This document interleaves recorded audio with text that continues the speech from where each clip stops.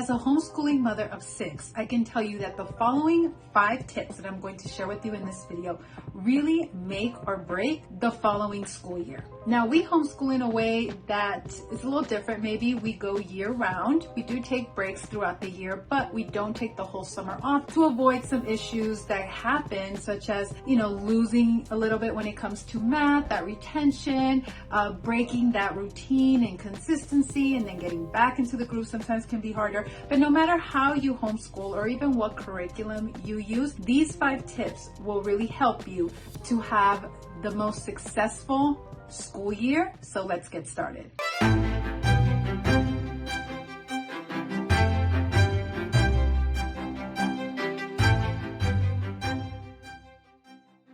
Hi there, my name is Karen. Welcome back. And if you're new here, welcome. I like to help families achieve sustainable, but also enjoyable homeschooling. Yes, goal is to provide them the best educational experience possible, equip them with skills, set them up for life, but also you want them and yourself to enjoy the season of life because yes, the days feel long, but the years are short. So we're trying to find that win-win. And one of the key factors in that, I think, is a self-teaching methodology like the Robinson curriculum, which is what we use. But like I said, no matter what curriculum you use, these following 5 tips will really help you set you up for success when it comes to the new school year. So point number 1 is to spot and fill the academic gaps. There are always going to be some gaps. Nobody is perfect. Nobody is perfect at homeschooling. And even if you don't take summers off and you continually school year round, there's still bound to be some gaps here or there. Maybe when it comes to math fact memorization or reading, writing, spelling, reading comprehension, you name it. There's just these little pockets where there's a little bit of a gap there, something that can be improved. And if you just start the next school year with, all right, we're moving on to the next math grade level, and maybe they still don't have their math facts memorized, it's just going to make it that much more challenging. Or if they're not really strong, fluent readers, but you're moving them up to the next set of harder books to read or whatever curriculum you're using, again, there's going to be some challenges. So one of the best things you can do, in my opinion, is to find those gaps, work on them before you start the new school year. Now, in the past, this was kind of tricky because I would look for different resources on the internet, and then you need to assess each one individually where they're at, and then find the tools to get them caught up to speed. So it could be a little bit of a time-consuming task. However, that's why I created my course, Bridging the Gaps. It does exactly that. I've taken all of the best resources online, so you don't have to purchase anything else. Everything is included with the course, and I give you step-by-step video instructions. Okay, now we're going to give this assessment on these pages. This is how you grade. Based on those results, this is where they're at. And here are some tools on how to help them improve. This all-in-one course will help to assess, give the game plan, and give the resources for that game plan. So if you're interested in that, I will leave all of the information down below. By far, that is the biggest way to set yourself up for success if you can fill all of those academic gaps. So that's point number 1. Number 2 is to plan ahead. And I know this sounds sort of like a of course, but what I'm talking about with planning ahead is not so much like lesson planning to the day. That's going to be really challenging first to come up with, especially if you're doing maybe individual stuff for all the different kids. But then if you get behind, it's going to feel, especially if you're a type A personality and perfectionist, it's going to be that much harder to catch up. And a lot of people, when they're maybe so far behind on something, they kind of just toss it out and get frustrated, right? And we have burnout and different things like that. So what I mean with plan ahead is to have your materials and how you're going to tackle them each day. So for example, this is why I love the Robinson curriculum. There's not any planning that I have to do really. I just know that, okay, they each have their math and each day they just progress with that math program every day. And we go year round. So it's not like, oh, you have this many days to finish this math course. No. This is the course you need to finish. This is the grade level you're at. And every day you're just going to do this amount of work. If it's really difficult, maybe half the workload. If it's really easy, do more, but you just keep chugging chipping away at it. And when you do that, is that some kids maybe complete 2 math programs in 1 year, they're not being held back. And then others that maybe need more time, maybe it takes them a little longer to complete that math program, but they do it in a year, or it might take them a little bit more than a typical year to do it. But again, not having summers off really helps with that, to give them more time, right? It's less time constraints. When it comes to language arts, like reading their book list, they just read a few chapters from this book list every day. So I don't have to plan what they're reading during what week. They just pick up on the list. They just pick up in the book that they're in and read additional chapters.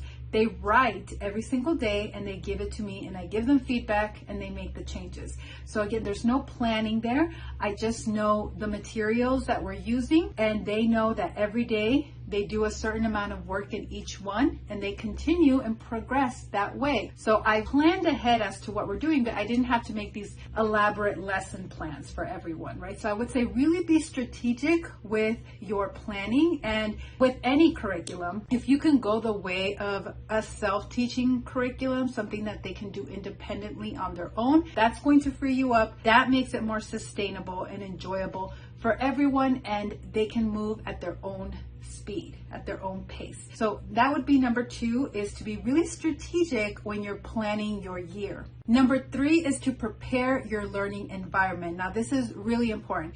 In the Robinson curriculum, Dr. Robinson talks about how you're not trying to replicate a classroom at home. He didn't have like posters on the wall, ABCs, or, just the typical educational things like you see at Lakeshore or wherever these stores, posters that you put up in a classroom. That could be distracting. What he said was that the action should be on the paper. The action should be in the textbook, in the math textbook, and in what they were writing and what they were reading. So he was really big on minimizing distractions. He said the learning environment should just be a desk, just a blank desk. Every day you start off with a clean blank desk and get to work that way. So don't feel pressured to have this classroom environment in your home. What I like to do too is wherever it is that they're going to be working and doing school, is to look at everything in that room and ask yourself, is this hindering or helping the goals that I have for this learning environment? Is this a distraction? Is there a better place where I could put this so that it's not distracting, right?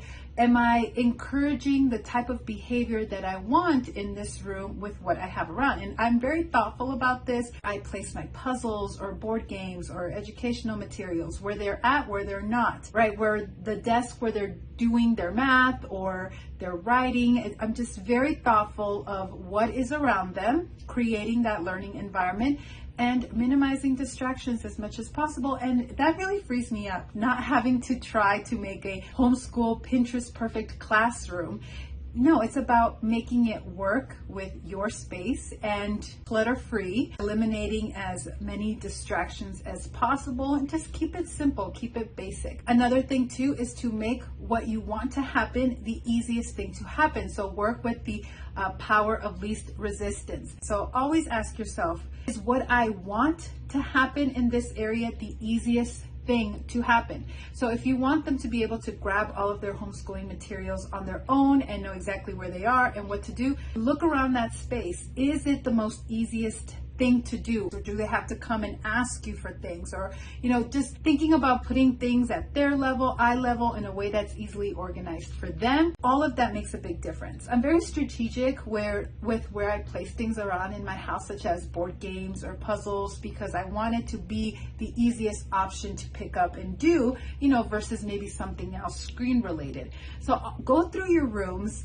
wherever they're learning, and ask yourself, are these things helping or hindering my goal? And then ask yourself, wherever you store your homeschooling materials, is the thing that I want the easiest thing to do, to happen in this environment? And then adjust. So that would be number 3, is to prepare your learning environment. Okay, number 4 is to set goals or a vision. Now, this is something kind of fun that I think it's kind of fun. At the beginning of the new school year, even though we don't really have any breaks like that, hard breaks, but the promotion of a next grade, even though again, we don't really have grade levels the way that we homeschool, but it's just a very convenient way. I understand, like in Sunday school and places like this, they want to categorize the kids by grade levels. Okay, so playing along with that game. At the start of the next promotion, right, I would sit with the kids one by one and ask them, what their individual goals are. You'd be amazed what they say. Maybe there's something that they're really interested in, they would like to learn more of, and you can easily find resources for that. Maybe there's something that they're really struggling with, and maybe they just haven't told you it, but they're still having a hard time with X, Y, and Z. Again, this is that safe place. It's just you one-on-one with them. You can talk about it and you can come up with ideas that would be helpful, right? I'm always asking, what can I do to help you? And then see what naturally comes out from that conversation, what their first response is. That tells me a lot. And then we can work from there. See yourself accomplishing these things, how good that would feel. And that naturally kind of puts you in motion to do the actions needed for that. And it's, I talk about the reticular activating system all the time, that part of your brain where things are just on your radar and you see more opportunities for it. And so if you're just thinking about problems, you're going to see more problems because that's what you're focusing on, is problems. And your brain likes to generalize, so it's going to pick other things, maybe things that aren't even problems, but you'll start to pick them out that way and view them as problems because that's what you're focusing on. So if you're focusing on what you do want, those goals and your vision and your outcomes and what you'd like to see, that's going to be on your radar, and you'll start picking up different resources that were always around you to help you accomplish that. But if you don't have a plan, then what are you going to reach, right? You plan to fail if you don't plan. So it's really important to have that. And it doesn't have to be just like we need to get to this lesson by this date. It could also be just in their personal skill development as well. And how are you going to get there? What's the plan for it? So that would be number 4. And last but not least, number 5 is to establish a routine. Now, I'm not talking about a schedule that is down to the minute planned out, because that could be, a little bit of a recipe for disaster if something happens and you break it, and then now you're trying to get back into it. And if you have one of those type A personalities where it bugs you, if you had something down and it didn't happen, that's kind of like the diet thing. Well, I blew it already. I might as well eat whatever I want the rest of the day, right? Might as well just blow off the schedule for the rest of the day. So I'm a big fan of routines, especially when you have majority of little children. And that's really been my pillar for me. The morning routine, lunch, afternoon, between lunch and dinner routine, and then dinner, and then the after dinner routine. And so even if there's an interruption during one of those parts of the day, for the other 2/3, we can pick right back up. So that's always been really helpful for me. I have a free 5-day challenge on how to organize your home in a way that franchises do. There is something to be learned from how franchises operate and how you can apply those principles to your home. So I will leave a link for that as well down below, my free 5-day challenge. Like I said, resources in the description down below. I hope you found this video helpful. If you did, please give it a thumbs up and also subscribe. It's free for you to do, and it really helps out my little channel. So I really appreciate it. Now, I think you would really like this video, but YouTube's algorithm thinks you would like this video instead. So whichever one you choose, I will see you there. Bye for now.